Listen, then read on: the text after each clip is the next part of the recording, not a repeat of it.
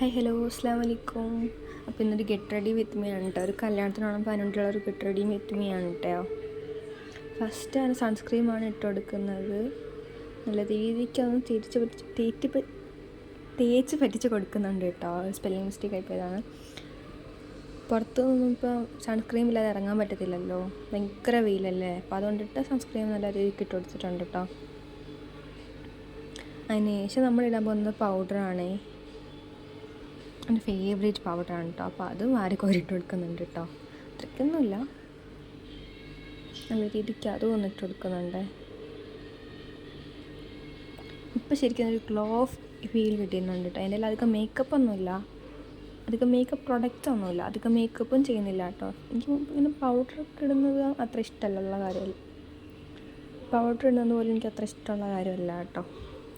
അതിനുശേഷം ഇടുന്നത് lip ബാമാണ്, ലീച്ചിൻ്റെ lip ബാമാണ് കേട്ടോ. നല്ല രീതിക്ക് അതും ഇട്ട് കൊടുത്ത് ഗ്ലോ ചെയ്തിട്ടുണ്ടേ.